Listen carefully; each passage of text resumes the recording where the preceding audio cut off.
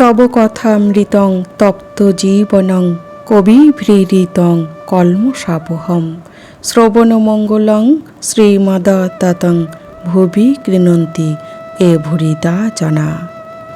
শ্রী শ্রী রামকৃষ্ণ কথামৃত, প্রথম খণ্ড, ষষ্ঠ পরিচ্ছেদ। সংসারী লোক বদ্ধ জীব। বদ্ধ জীবেরা সংসারের কামিনী কাঞ্চনে বদ্ধ হয়েছে, হাত পা বাঁধা।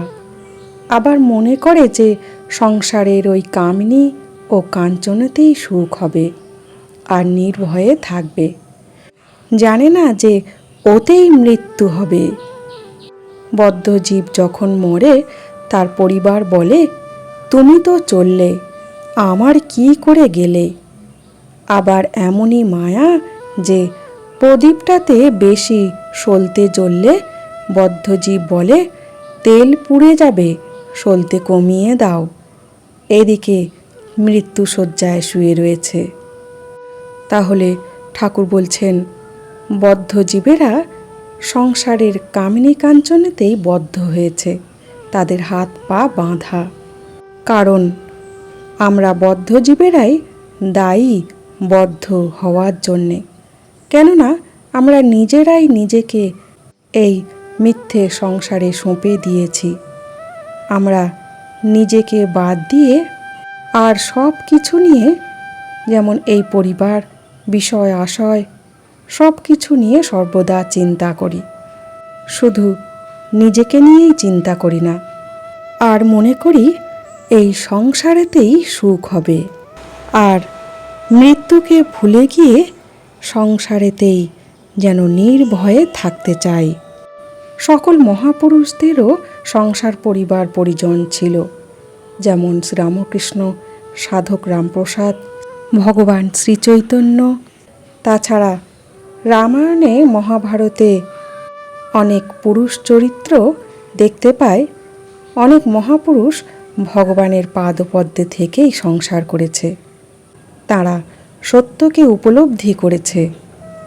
আর আমরা নিজের সর্বস্ব দিয়ে কঠোর পরিশ্রম করেও নিছক মায়ার জালে বদ্ধ হয়ে ক্ষণিকের আনন্দে জীবনের মূল উদ্দেশ্যকে ভুলতে বসেছি, নিজের ভিতরের স্বরূপকে ভুলতে বসেছি।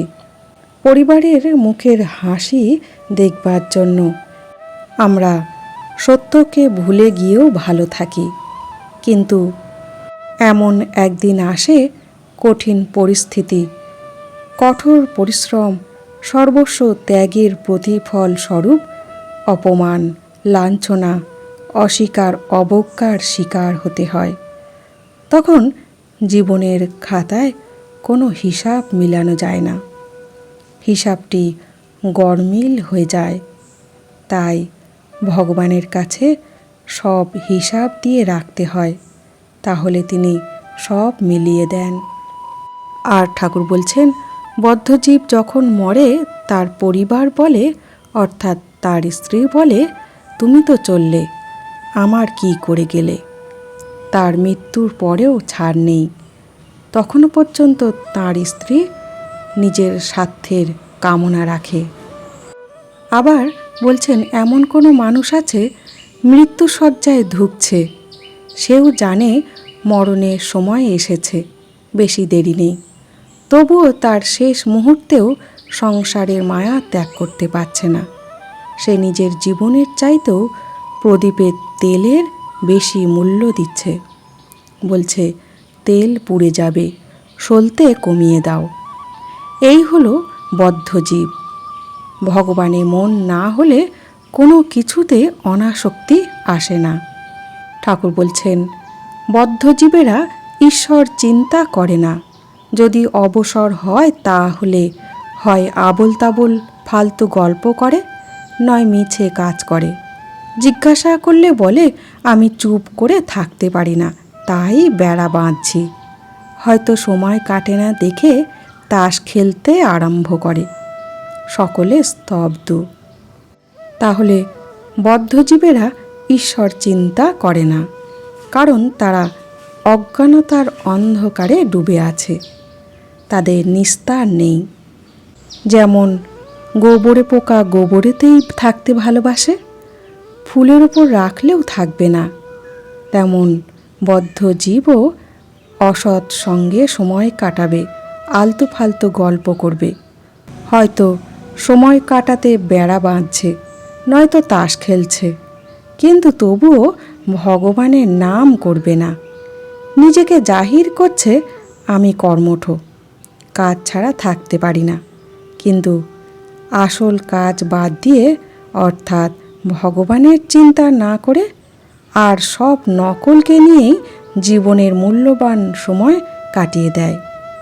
তাই ঠাকুর বারবার বলেছেন, ঈশ্বর লাভ করে তারপর সংসার করতে হয়, তখন সত্যকে লাভ করার পরে সংসার দুধে মনটি মাখন হয়ে ভাসতে পারে।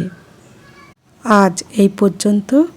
জয় ঠাকুর, জয় মা।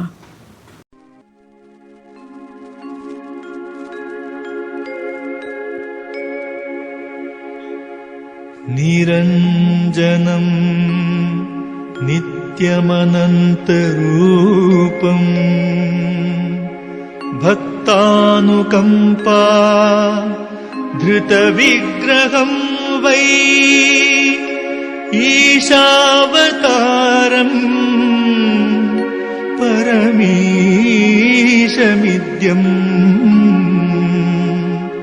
तं रामकृष्णं शिरसा नमामि।